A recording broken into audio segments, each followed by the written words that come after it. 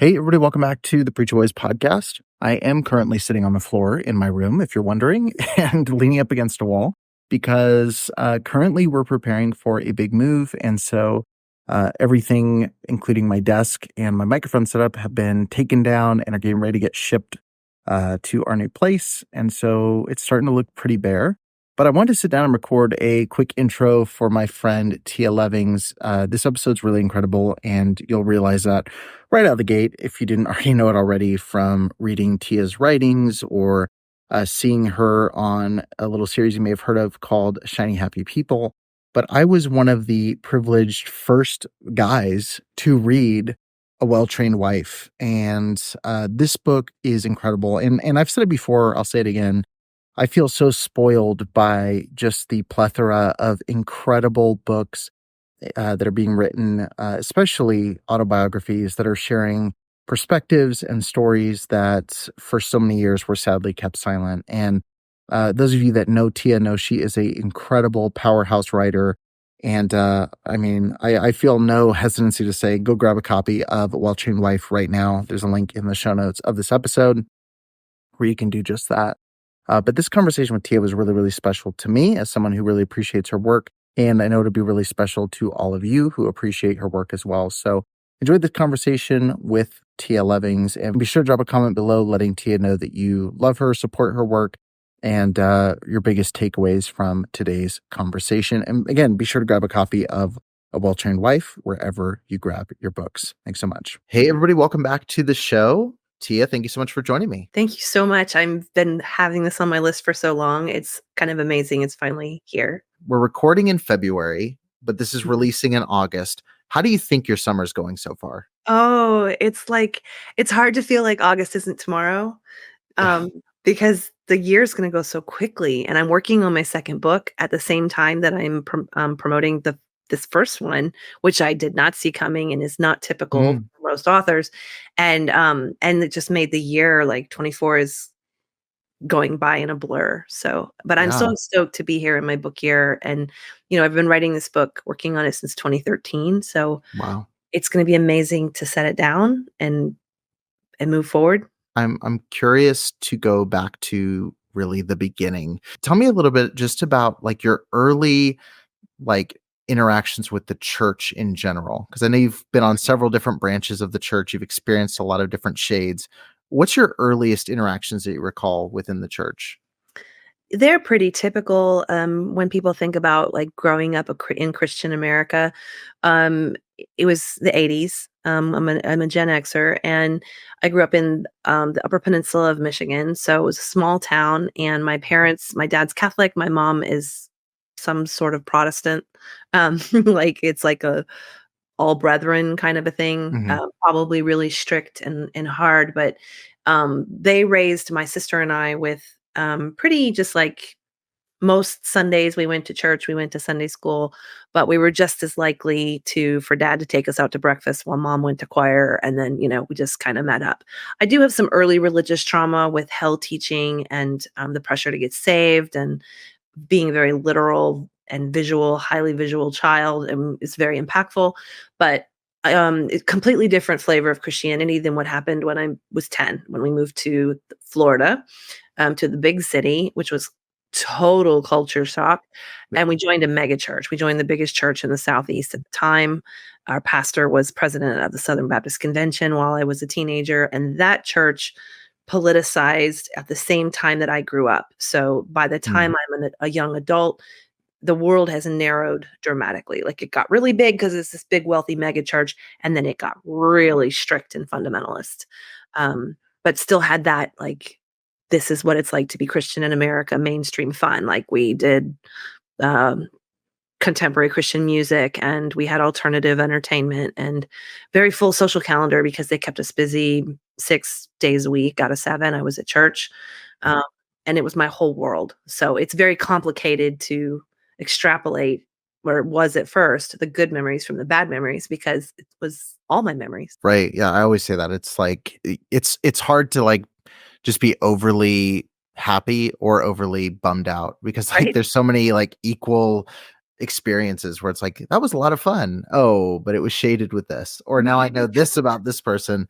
It sounds like fear was a component very early on in your story. You mentioned the fear of hell, and I related very much in your book where you said you prayed the sinner's prayer after every altar call, car ride, anytime you thought you might die, which is very frequent for us fundamentalists. Yes. Um, but it also sounds like there was the political fears. There's fear of the opposite gender. There's fear of, yourself and Mhm. your own body changing. Like, how frequently were you in a state of fear throughout your early childhood and teenage years? That is such a good question. And it's something that I think I come to more awareness as I work through recovery, because just when I think I've like identified all the scary monsters, there's another layer of Yeah. another lurk. I think it's fair to say I lived every day in fear, Mm, one way or the other, because there's tangential things in my story, like sexual violation or culture shock from moving from such a dramatic place, bullies. Hell always, rapture fears always, fear of making a mistake, perfectionism, and that we would go the wrong way was a very big deal in my high school years. I think I was always afraid. I was very afraid of stepping outside the line and not belonging, not being loved, but also really bad things happening, like getting decapitated or getting left behind in the decapitated because of the rapture, because of the tribulation movies, to give that some context. But also, just being left behind and unwanted. I think every day. I mentioned fear because that's such a weapon within the church. And I say the church, the evangelical machine at Right, large, right. whether Southern Baptist, whether in the Pentecostal world, or whether the Independent Baptist or IBLP kind of world, fear is how they pack the pews and keep people in the pews. That's right. And your first experience with a guy, Mhm, for me, reading that story, it's tragic because it's a horrific assault that you describe in the book, but also it's a confirmation at that time that everything the church had been teaching you about everything was true. And it mhm. seems like, at least reading the book, it seems like that kind of set you or increased your speed in a direction that you were already being pushed toward in terms of loyalty to the church and not wavering from the Christian path. It very much did, and it's just so interesting to me that was as powerful as it was, because I didn't put my finger on that until I wrote the book. I Hmm. had to, the way the writing of the book came about was that I was in therapy, and my therapist suggested I start writing some of my experiences down so that I could objectify them a little bit and get them out of my body and onto the page. And then and we were dealing at the time with, like, the sexual assault in my marriage and the fact that I'd had this escape and, like, the more visceral things at the end of my story. Yeah. Um, and then we were tracing them back, like, through that process, we were going, Wow. like, "What led you to that?" And then we'd have to go back and back and back, and that's how I discovered what religious trauma was. Like, it was kind of running parallel to that phraseology hitting on social media, and so my discovery was kind of tracking with that. Hmm. But that particular scene, I included as I was doing the reverse, what happened beforehand, what happened before that. And I wasn't something I counted as a big trauma. I was so dissociated from it. I didn't understand the weight of that experience until other readers started reading my book, and they would bring that one up. And it started first with my coach, and she's like, "This is the scene that really got me, because I Hmm. realized it locked you down." And that's the first time I heard that. That was the first time I had seen that, and so, it's one of the reasons why I recommend writing so much to survivors, because you will see your story from an entirely different angle and be able to see it from a high level objective view, and trace the sources of what happened to you, which I think putting language to our experiences is probably the key thing that helps us move on from them and put them Hmm. into context in our lives. So, yeah, it's interesting to me that you brought that up. And yes, it did all of those things. It confirmed absolutely that what the church was saying was true. Left to my own devices, I would go wrong. The world was a scary place. Um, yeah, it was an experience outside of their control, but it was absolutely groomed and used for me to interpret it the way that it was, and for me to interpret it as my own mistake and not as an assault. I Yeah. didn't even tell anybody. I didn't tell my parents, I didn't tell anybody. whether writing or whether talking about your story in a podcast format or being interviewed in a series, like when you start talking to somebody who is outside that bubble and Mhm. you watch their reaction to your story, Right. that's when you start going, oh, like this was messed up, and it's a very, I think, comforting thing because it makes you realize, like, okay, I'm not crazy. This is something really bad. But also, it can be a roller coaster of uncovering these new traumas and these new things that maybe you thought you were fine, or my parents weren't that way, or this guy wasn't this way. For you, how do you keep that kind of, I mean, how do you maintain mental health while constantly unpacking years of baggage and things and realizing like, oh, this was way worse than I thought in many of these cases? That is also such a great question. I am dogged about my mental health recovery because I refuse to give any more ground to high control religion. So it Hmm. has made me very fierce about protecting myself and doing the work, whatever work I have to do to overcome something. It is not acceptable for me to stay in a victim place or to be debilitated by my past. It already got my past. I already will Yeah. never get those years back. So, how I maintain that is by being very intentional with what I'm here for. Like, I'm here in therapies. It can be very, very specific. I'm in therapy to deal with this memory. And here are the supports that I will have around me while I work through it. So that includes making sure the people around me know that I'm working through something hard, setting good boundaries, which I had to learn how to do. I didn't know how to do that. Creature care and self care comforts, like just the animal of your body and what it needs in order to do heavy psychological lifting. All of that has been learned over the years, and all of it Mhm. is in place because this work is hard and this work is life. Like there's not an end to recovery. I don't believe there is because so far I'm in 17 years of it um and I'm still discovering things that, oh, there's another layer. So I have to deal with that. So Yeah, it's there's no certificate of completion. Like, yeah, correct. you did it. It's your death Um, certificate. yeah, I'm curious. This is a question that's come up. Someone asked me this. I think it was Nippy on A Little Bit Guilty asked this question, and Mhm. it's like stuck in my brain ever since. And he basically asked, when you grow up in a culture where all of this stuff is normalized, how do you even see red flags? And Tiffany Bloom said something similar, like you can't see red flags through rose-colored glasses. Like it's a really interesting thing because you are growing up in a bubble. You don't have outside perspective. Like, how do you even begin recognizing that something is wrong? And, so much of your book hits on those things you just talked about, which is, I thought I was the one that was a problem. Oh, I shouldn't have made so and so mad. I shouldn't have left the safety of the church. I shouldn't have told my parents I'm going here and not here. Like all of the teaching, both explicitly and the implicit teaching that we take in just by watching people, affects how we view the world. Like, how did you go from just going, this is me, this is normal, to here I'm seeing cracks within this system? That is so good. I especially love the point with the rose-colored glasses and not being able to see the red flags. Yeah. Um, my self-perception was completely skewed, and I had no perception of what was normal. Hmm. Um, what happened to me was I stayed in danger for too long. I can see that in hindsight. And I had to get to a place where I didn't know if it was any different out there. I just knew I couldn't handle it in here anymore. I almost died. Like I came as close to death Yeah. as I can get, and it shouldn't have gotten that far, but I didn't leave thinking I was going towards normal. I thought I was leaving just for relief. I just couldn't handle that pain anymore. So it took recovery for me to discover where the red flags were, what I missed, what was life out here really like, because I'd been lied to about what life was like out here over and over again.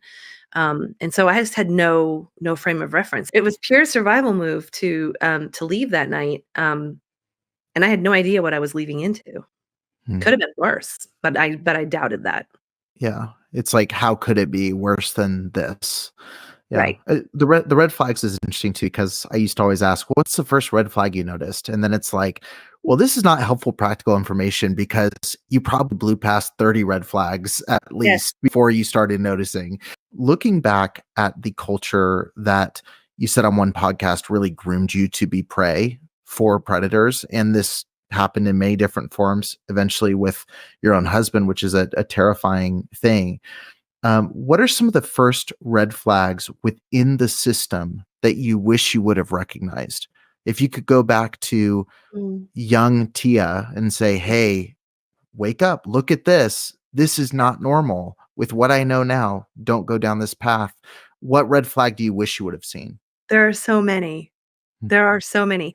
Um, where I'm drumming right now, and it's right along this red flag progression, is that Sure. the ability to see red flags comes from the ability to think critically.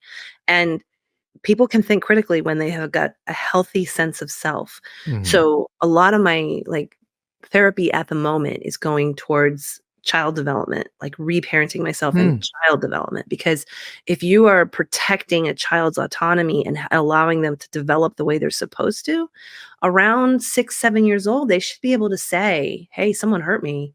Hey, that this doesn't feel good. Hey, I'm scared." I couldn't say any of those things at that age. So I'd already been there had already been red flags, and the people caring for me should have caught them, but didn't, and some of that's the '80s because I come from a feral generation, but, like, I'm not trying to assign blame, I'm trying to see where the markers were. Certainly by the time I was, going through my rebellious phase, which I now know was grief as, Hmm. prepubescent child, and I was in this mega church, and things were not, um, they were not okay. I wish I could have said, "Mom, my youth pastor just taught me what a golden shower and an orgy are. I want like that. Please don't send me back to camp." I wish I could have said stuff like that. I couldn't. I didn't know that it was wrong because it was coming from my pastor, so I didn't, but I wish I could go back and say, like, cover her ears. Like, I learned so many things at church that were R-rated while they were telling me not to go to Blockbuster. Yeah. Like, I wish I could go back and just protect her a little bit. Innocence was robbed at church far and away more than outside of church, and that's one of the great ironies that I really try to make a point of in my work today. You're more likely to be interfered with, molested, violated by somebody you know. And if you're always at church, that's going to be your church. Also, churches do a really shitty job of accountability when abuse, comes to light. And all of those years, abuse was coming to light. There would be gossipy scandals at the church, Mhm. and then that's how we ended up in the Independent Baptist Church was through one of those gossipy scandals. And it should have generated an entirely different conversation, and it didn't. We just continued in this funnel, this ever narrowing funnel. Yeah, that is definitely a great way to describe your path is this narrowing funnel. And it's you really start the book in a way where I'm reading it going, I can't imagine listening to this type of music growing up independent Baptist. I can't imagine going to the hip church in this area and all that kind of stuff. And then it starts feeling more and more familiar as you work through the book into, okay, well, she just started a little higher in the funnel and is working into the things that are familiar. I'm curious because you mentioned before we hit record, the independent Baptist side gets glossed over within your story. Obviously, Gothard is very much a bridge between a lot of these worlds, the Mhm. SBC, the IFB. He's influenced both. Talk to me a little bit about the independent Baptist chapter for you. Let's get the exclusive on the IFB experience. I know I never get to talk about this part because it gets glossed over, but If not this podcast, which one? You know? right? Exactly. I think I was kind of saving it for this actually. But Perfect. no, it's like it truly was a bridge. So I learned about Gothard and the IBLP when I was at that mega church, but I was already married and in super high control marriage Mhm. and church at that point. Like it was life was delicate, life was eggshells, and it was painful. And I was pregnant early, really quickly, and I needed to keep my baby sleeping at night, this is the story of how I reached out to my mentors. And shortly after, I mean, about a year of that mentorship, there was a scandal after, I think there were 2 or 3 scandals in the big church that made this little church within a church was what had happened. Bill Gothard's evangelizing method is to send people who've gone to conferences back into their churches to recruit within churches. And so what would happen is you'd have like an independent minded fundamentalist minded church within this bigger church. And they thought they were doing okay, letting somebody else pay the bills, just giving your tithe, you know, Mm. but it didn't stay okay because the pastors at this big church didn't much like that there was this faction, forming in their congregation. And I suppose a case is to be made that they were trying to shepherd the wider mainstream and not allow this super strict sect to develop, but it also was a power play between the men. Yeah. Exactly. So, Many things can be true, but it right, it exactly. it also is this thing that's always funny to me about the corporate nature of the modern church, where Mhm. it has to be very businessy by nature of the fact that they have a mortgage and they have all of these things. And so not only do you need to know the gospel, you need to know our brand of it, and please purchase our brand of it to keep our lights on. It Mm. just feels very non-religious and very like competing brand Yes, approach to yes. religion. Yeah. And our pastors, we had 2. They were more of the Billy Graham style of Mhm. evangelizing, model, and less the Bill Gothard. And we had 11 city blocks of power, like Yeah. they take over downtown Jacksonville. And so they're not gonna share power with these patriarchal men who think that they're outside of the law here. And so the whole group just picked up and moved into this. They kind of cannibalized this other church that was pastored by a man who was the rejected heir apparent to one of the co-pastors of this big church. So he Mm. left there with a big chip on his shoulder, and he was all too happy to take this um, fundy group under his wing. Here's our building, and we did. We took over. There was a tiny congregation of blue-haired elderly that had been trying to hold on to their little Baptist church, and we just eradicated them with our Quiverfull families. Like, I don't know, like 150 people came, and it was really only 10 families. Yeah. I was gonna say, yeah. Well, outbirth them for sure. Um, yeah, it's wild. I this is total aside. Did you see the TikTok that was posted recently where it's like this? I mean, there's a whole brand of that too, of the stay-at-home mom movement, but Mhm. it's a video basically of this woman who's pregnant in the kitchen making food, and she's saying the way that we're gonna beat them is by having more children. It's, like, very explicit, like, here's the They game are plan, very explicit. and, yeah, I was just like, "Wow, they're saying the quiet part really out loud in public." And they have every Sunday. This is the part that confounds me. Mhm. People act like this is a surprise, and I'm, like, baffled. Why It's is this? certainly not within the church, but No. it certainly is to the public outside the church. Because the message to the outside is, "Come to the church, Mm, come as you are, do the," and then it's like that moving goalpost once you're inside to go, "This, right. this, this, this, this." Yeah. Here's our open secret. We, don't let you use birth control because we need population dominance. Yeah, exactly. Um, who were some of the biggest influences within the independent church that you were in? I know you mentioned like blanket training and things started coming into play very quickly. The more you moved away from kind of the more mega church model. So I have to imagine, the train up a child, kind of Yeah. books and things were big. What were some of the other big influences that really affected your perspective and I mean even more so your husband's perspective? Yeah, it was really during our independent years where he narrowed the most. It was a definite pivot into more fundamentalist extremism than I think we would have encountered had we gone, like, say, from the Baptist church to the PCA Pres church, if we'd Right. skipped the IFB step. Instead, we were like in this pressure cooker. So it was Michael and Debbie Pearl, um, oh, Doug Phillips and Vision Forum, which was Mhm. prettier, but that was kind of on our way out even. Because there's this like little ugly basement IFB thing that Yeah. happens in that time. I don't know if you put your finger on it, but it's like everybody's making these flyers in their basement, and the materials are ugly and small, and there's no Yeah. big money for big publishing. Um, there were sermon tapes, AM radio, pastors, I don't remember their names. Like, it just seemed like the more obscure, the more sacred it would seem. So then there's deep attraction for the alternative. Your ex-husband, reading his story, he's such an archetype of so many people that I know. Mhm. Like, and you see and I saw, as far as the belief side of things, I saw myself do the similar path where it was like, okay, I'm leaving this. Now I'm in the John MacArthur world. Then I'm in the Apologia world. Then I'm in the Mark Driscoll world. And like, you're just, All of those things. again, you're trying to like, at the RC Sproul, like when you mentioned getting the table talk stuffed in the mailbox, like trying to figure out where you're at.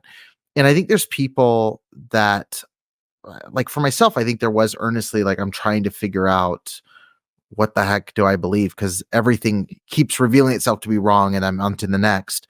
But then I see other guys go through that journey and it just seems like they're enjoying the obscurity. Like you said, like the people that are very unknown, the books that sell 20 copies and they have one of them.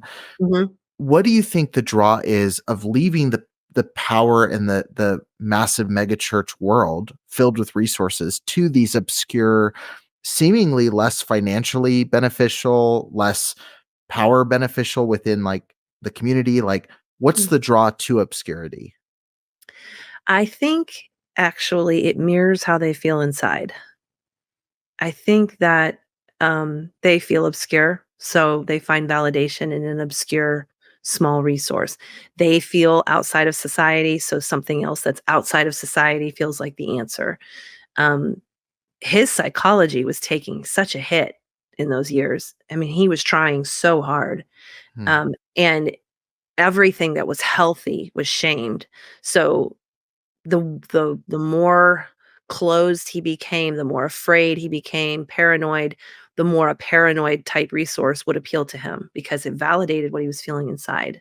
And Mm. I think to my lane, my swim lane at home, that was an extent true too. It felt like, okay, we're not supposed to be in the world, but not of it. So this is going to be weird stuff. This is we're supposed to be different than the world, and the more different it could be, the more idealized and healthy it seemed. Like I had a Yeah. lot of country simplicity, homesteading idealization in my background, as simple as Little House on the Prairie and, English literature and things like that. And so it felt very aligned to Hmm. make lifestyle choices that like voluntary poverty, voluntary simplicity.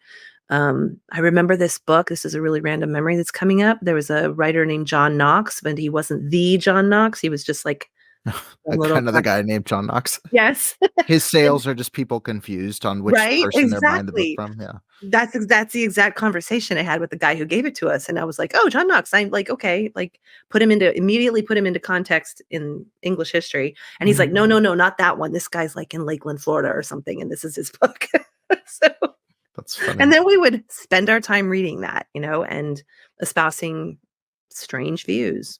Yeah, you're so groomed to, I mean, just the verse, you're a peculiar people. And I remember we'd hear that all the time in terms of dress. Like, yeah, you're wearing a suit in Southern California in 80-degree weather. Like, you're a peculiar people. Yes, you're wearing that weird skirt, or yes, you're wearing culottes, but you're a peculiar people. Like, it was kind of the catch all for every weird thing, Mhm. and it's, it, it really is a thought terminating thing. Push It's like, man, I feel very, very weird right now. I'm on the right path. Um, do you think, and I this last question I'll ask where you try to determine what was going on inside his head, mm, but do you think that your ex-husband was a true believer in terms of, mm. did he truly believe the things, or did he see them as a tool to accumulate power within the home?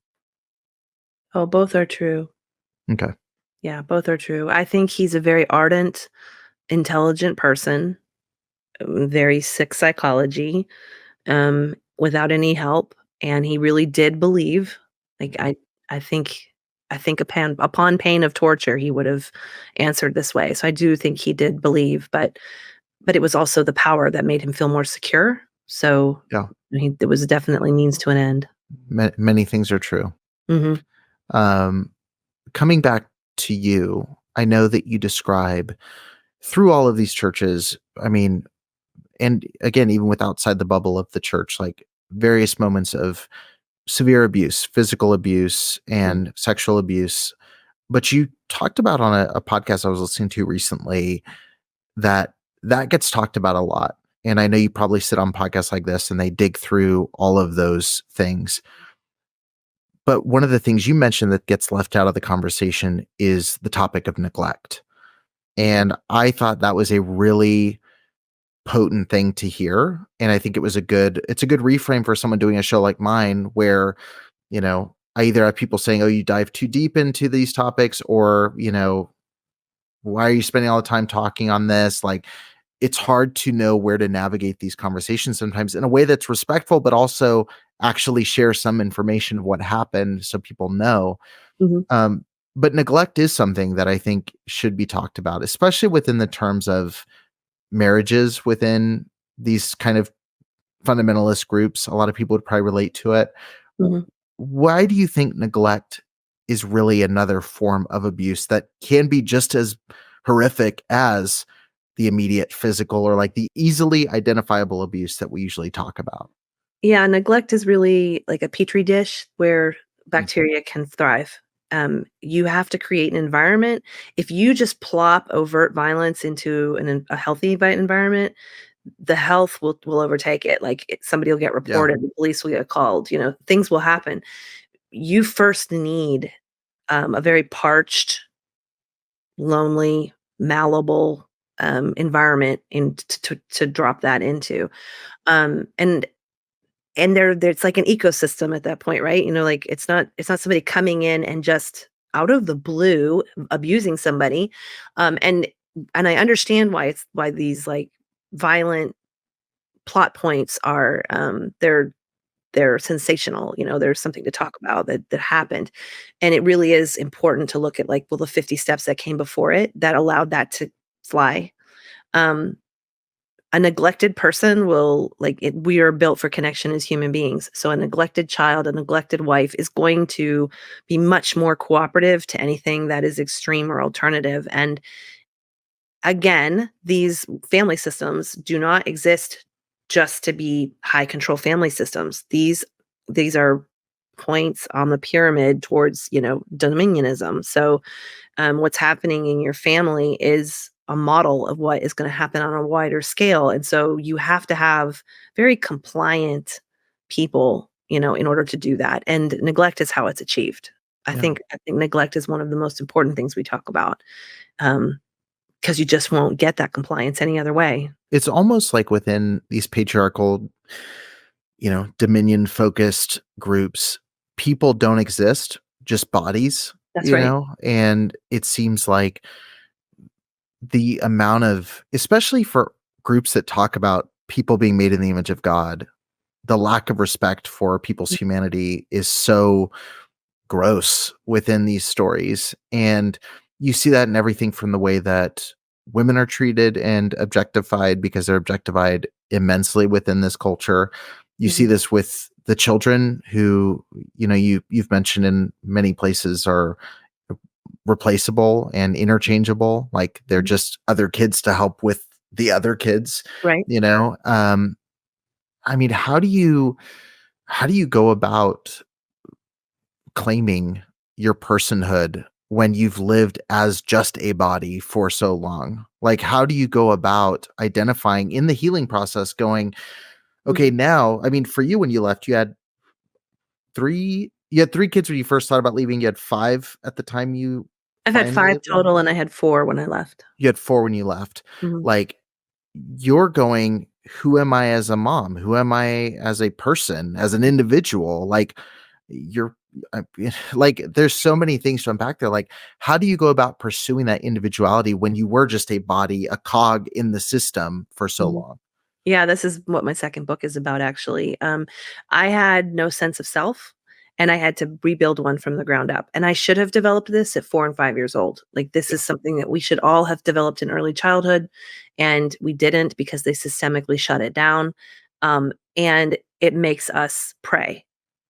Someone with a healthy sense of self does not become prey. They assert themselves against the pressure. So, my driving force when I came out was to not be prey ever again. I had some false starts. I definitely made some mistakes. And it was part of my discovery process of I've got to heal myself or I'm going to just fall back right into what I did before, what I had before. And then all of this escape and pain will really essentially have been for nothing. Mm. Um, so, I mean, it really looks like It looks like being a little kid again. I mean, I had to rebuild my ego, my psyche, my preferences. I had to kind of do a tandem therapy where I'm dealing with the harm and the fallout and the damage of trauma, but I'm also like rebuilding at the same time. And it's I use the word reclaiming a lot because I'm reclaiming something that always should have been mine, which is me. Yeah. I should have always been mine. Um, and it's kind of a parallel journey. Like I don't when I get pushback too, like people are saying, like, why are you always talking about this? Or why can't you move on? And what I most want to convey to them is there's no moving on until you've metabolized what's happened to you and you replace it with something healthier. Like Yeah. I both have to be true. You have to take care of the trauma and the wounds, but if you don't regrow new muscles, new body, you won't really heal. You will never be whole again. And I find that unacceptable. I Mhm. deserve to be whole. So they fucked it up. I'm gonna fix it. Yeah. Am I Well, allowed and to I say this on your show? absolutely, you're allowed to do whatever you want. Go ahead. Okay. Yeah, it's funny because I always now I'm going to ruin the illusion, but I'm a proponent of cussing, and I cuss frequently outside the show, but I've always been like careful because I don't want to alienate unnecessarily, people that want to listen to the show who Right. would be turned off. But I've always allowed guests because the last thing I do is be like, you're going to share your story for the first time. Let me censor you and how to do that. Right. But it is funny because like I always am aware of it when I meet someone in person and then it comes out and I'm like, if they know me from the show, this is like very weird. Um, I wanted to ask as far as I have two questions, but I'll ask this one first. As a parent who had kids in fundamentalism, Mhm. I know that there has to be a feeling of guilt that sits there, at least in the initial process of leaving fundamentalism, where it's like, oh, I dragged them into that mess too. Mhm. And I know that from talking to many people who've expressed that.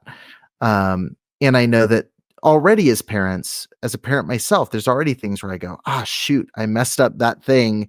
I can Mhm. never get back their 3-year-old self and redo that.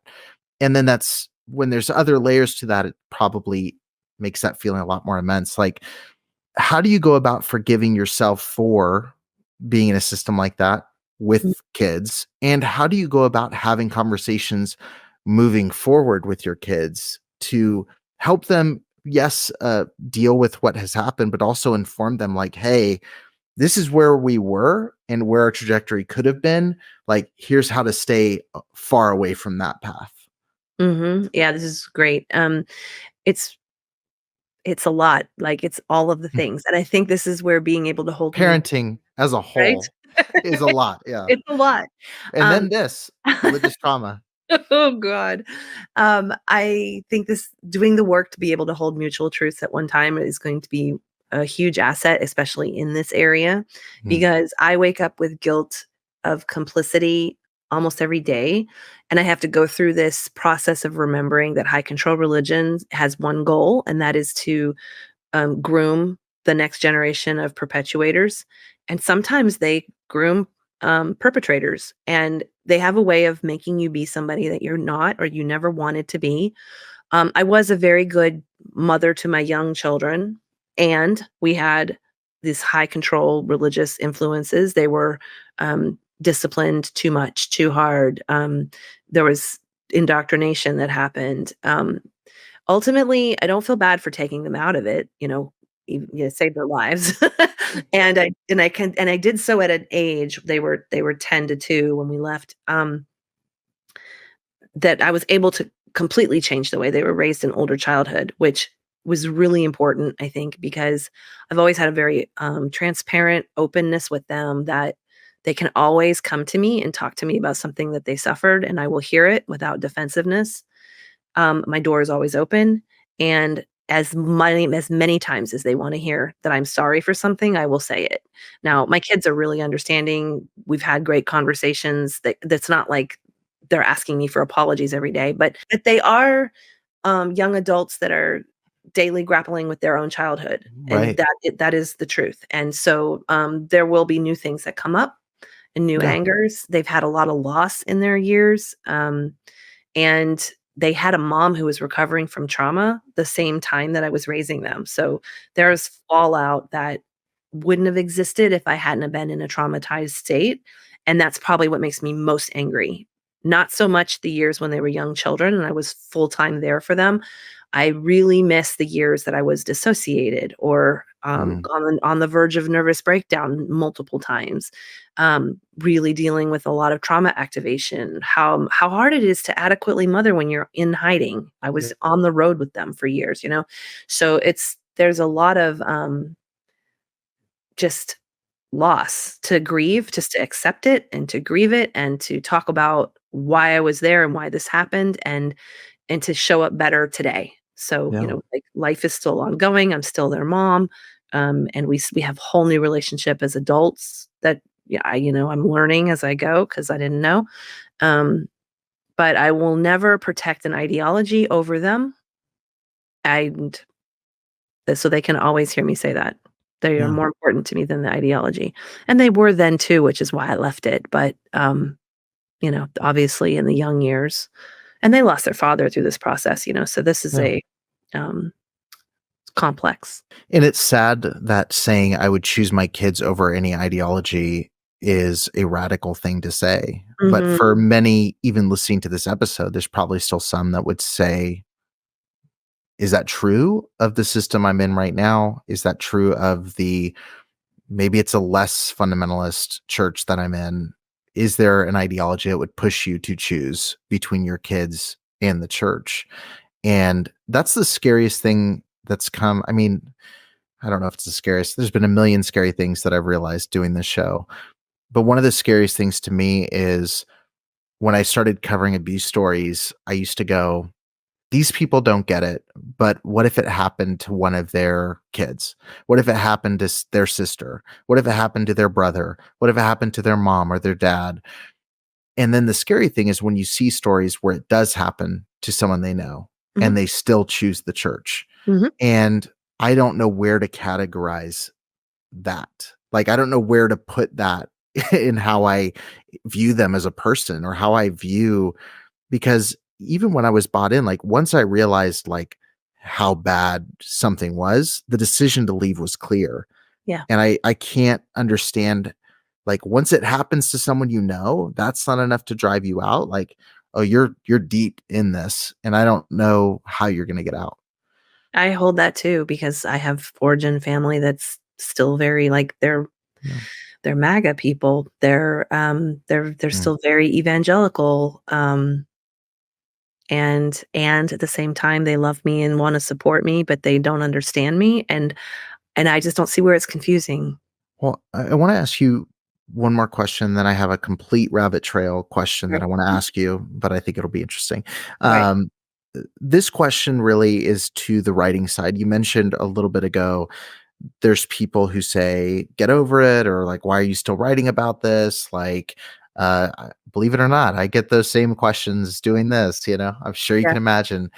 And I do think there are people, you know, that should be writing their story privately for Mm. right now Yes. and aren't ready to share publicly. There's Yeah. people who I've actively encouraged, like, hey, don't do a podcast yet. Like, work on Mhm. healing privately first. And not everyone needs to be public. Like, there's all kinds of layers to that. However, I do think it's interesting that people want you to stay silent about your own life and your own life story. Mhm. So I guess I want to meet somewhere in the intersection of when do you know you're in a place where you can, or I should say where it would be beneficial for you to share your story in a public setting? And then how do you go about doing it in a way that's not actively re-traumatizing you and taking you back to an unhealthy state of mind Mhm. versus like, the normal advice is just bury that in a box somewhere and never address it, which isn't healthy either. So what's the kind of like in the Venn diagram of like healthy, unhealthy, like where in the middle is it a good spot to be sharing your story and putting that expression? Yeah, that's a really good question, and I agree. There are people who share prematurely. Yeah. They they invite the public into what should be a private process, And that is re-traumatizing. I think there's a term called titration. I think that's really important here, where you add a little in at a time, and then you adapt to it and you see how it goes, and then you add it a little back the other way, and you try it. And so when I started my book, it started as a journal with my therapist, and it stayed there for a couple years, and I was Yeah. actively working on my trauma therapy at this time, and then I tried it as a novel because she's like, you have a story here. But I was too personal to me. I was having symptoms, from it. So Yeah. I tried it as a novel, and then I was able to just go back and forth. Like, I think it's very important that you not exploit yourself and become your own abuser. And there's this something we carry, and when we come out of high control religion, is we're used to being consumed, and we're used to being martyrs for the cause. And sometimes we will do that to ourselves because we're convinced that what we have to offer is going to save someone else. That is not a motivation to share your most intimate secrets. Right. Um, for me, when I started sharing and I knew it was okay, I was 10 years into therapy. Josh Duggar's trial hit the news. I realized what happened to me in private had wider contextual relevance, and I had something to say. And I was at that point able to say it without hurting myself. I'd already done so much work for it. Um, and so then it poured out of me. It poured out of me in a way that replenished me to share it. I felt relevant to, like, what I was saying was relevant. And so I wasn't drained from it. I was actually charged, Mm. which is really important when you start this work. It's draining. It's hard, this is hard work. So if you can get energy from helping someone and seeing an applicability, then you're not just sending your story out into the universe to be consumed. I think we're getting a little saturated with trauma porn and, stories that just exploit what happened. There's a really good memoir book called The Situation and the Story. Hmm. And it helps, like, little tiny book, just a little craft book, but it helps you see that what happened to you is not the story. It's what you took from that you Yeah. interpreted, and what meaning you used it for. That's the story that builds the connections, that helps tell a cohesive story that's compelling. So my book is very compelling. People read it very quickly, and they find relevance in it very quickly.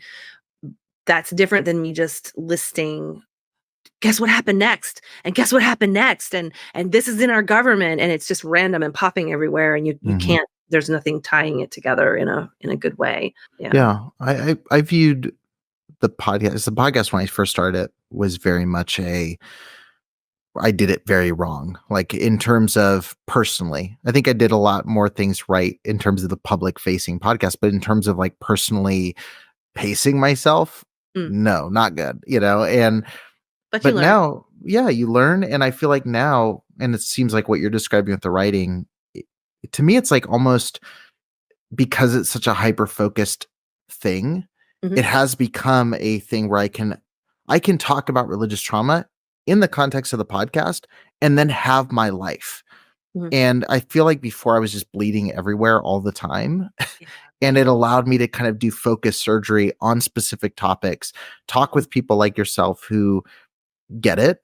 And then also after this call, I can go on a walk and check my mail and go about doing my stuff in my business. And like, I can have a life in addition to it instead of that constant buzzing hum in the background of just trauma, trauma, trauma, trauma, trauma all the time. And I think that's a really healthy place to be. I said I had one rabbit trail question, but you mhm. asked something, you kind of hinted at something, and I want to just pull on the thread. And if I don't Sure. get to my rabbit trail question, oh well. You mentioned there's some people who have the martyr complex in the Mhm. advocacy space. This is something I've been having a lot of private conversations about. It seems to me the same way that people move from the megachurch world to down the funnel into these obscure kind of spots because they want more power.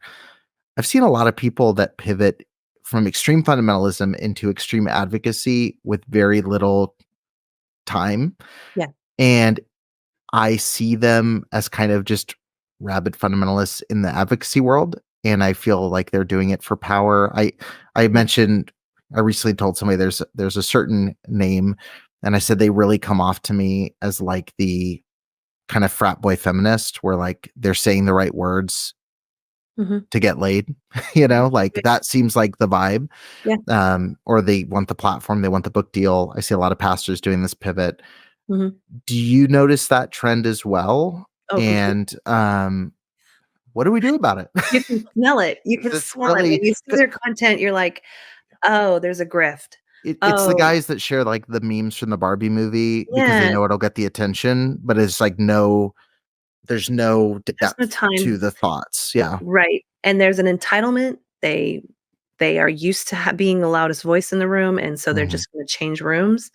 I don't have any tolerance for it at all, and I say that because it's reckless. I spend my time talking about anti-fundamentalism because it's not just religious fundamentalism that we encounter, and when people don't actually deconstruct the attitudes that got them into high control religion, they just bring that with them into the recovery space. And we have seen this in the recovery space. We've seen celebrities come and go. We've seen scandals. We've seen ego trips. You know, they trip all over themselves. We've seen aesthetics rule, like and pull aside, and this trend almost take place for what is a deeply spiritual and personal journey. And we toss around the word trauma like it's a buzzword, but Mhm. that is massive pain. That is the kind of stuff that ends lives. Like, it's not something to toss around carelessly and put into your, 30-day workshop and put with a glossy photography, at a big national park or whatever it is, you know? You can't you can't gloss that and shine the turd. It's the same turd. Like, it's just not okay. So, when I see it, I back away. My nervous system activates really quickly. I think we could have predators on our hands and scandals, and I don't want that. Yeah. There Well, have we been just saw that. I mean, there was just a yeah, therapist that was literally doing that kind of stuff, you know, and it's like, it's just something that's crazy. And it's funny because not funny, haha, like none of this is, but right. it's interesting to me. I was just at a retreat with like several people like that all work in different spaces in the advocacy world and have really cool credentials and experiences and things. And it was just interesting as we started having the kind of private conversations and you'd mention a name and everybody would go, yeah, they just gave me a bad vibe. I don't know what it is, but we all know. Like we Yeah, can all see like there's that thing that just is so off. And it's something I've been wanting to talk about more and more, but I also know it's like dealing with fundamentalism again, because people are kind of that default fundamentalist mindset. You start kicking that hornet's nest and, you know, the yeah, hornets start that's right. buzzing. That's So, right. Well, you can tell um, when someone's done their work, yeah. and you can tell when there's a humility to their work and a genuine calm that Mhm. doesn't to exploit either themselves or others. Yeah. And yeah, I mean, it takes time. And also, I think we're wise to be wary. And if we're not being wary, then we haven't learned our lesson. We're probably going to Right. get another one. Right.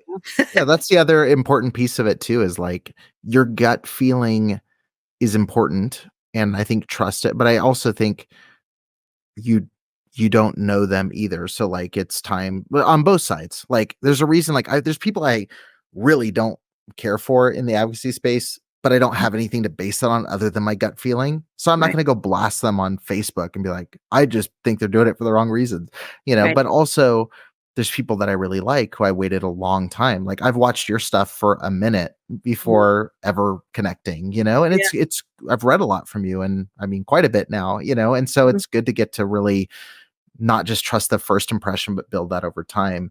I'm going to ask you this: if we're going to keep it short, it'll be okay. But I just want to know because this is something I dig at all the time. I know there's a lot of conspiracy theorists out there. There's a lot of people out there who, you know, they send me stuff about like, oh, the Masons run all these churches and all this weird stuff. But Mhm. I am curious, really, truly. I know the belief system about we want dominion over the country, over the world. We're gonna be fruitful and multiply. So we have our Christian soldiers, our armies, our quiver full of arrows to launch at the establishment, like all this sorts of stuff.